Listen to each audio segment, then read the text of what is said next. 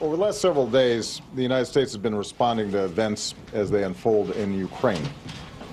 Now, throughout this crisis, we have been very clear about one fundamental principle. The Ukrainian people deserve the opportunity to determine their own future.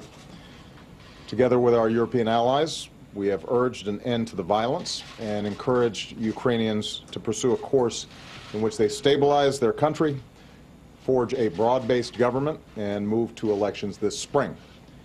I also spoke several days ago with President Putin, and my administration has been in daily communication with Russian officials. And we've made clear that they can be part of an international community's effort to support the stability and success of a united Ukraine going forward, which is not only in the interest of the people of Ukraine and the international community, but also in Russia's interests. However, we are now deeply concerned by reports of military movements taken by the Russian Federation inside of Ukraine.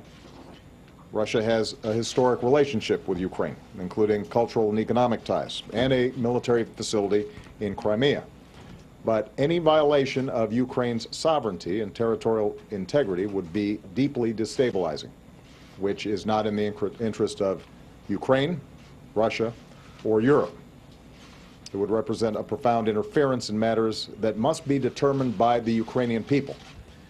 It would be a clear violation of Russia's commitment to respect the independence and sovereignty and borders of Ukraine and of international laws.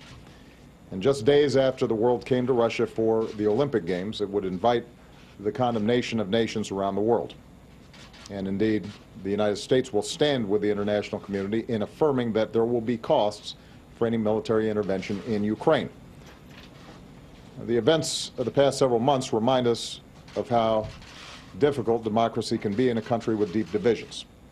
But the Ukrainian people have also reminded us that human beings have a universal right to determine their own future. Right now, the situation remains very fluid. Vice President Biden just spoke with the Prime Minister of Ukraine to assure him that in this difficult moment, the United States supports his government's efforts and stands for the sovereignty, territorial integrity, and democratic future of Ukraine. I also commend the Ukrainian government's restraint and its commitment to uphold its international obligations. We will continue to coordinate closely with our European allies.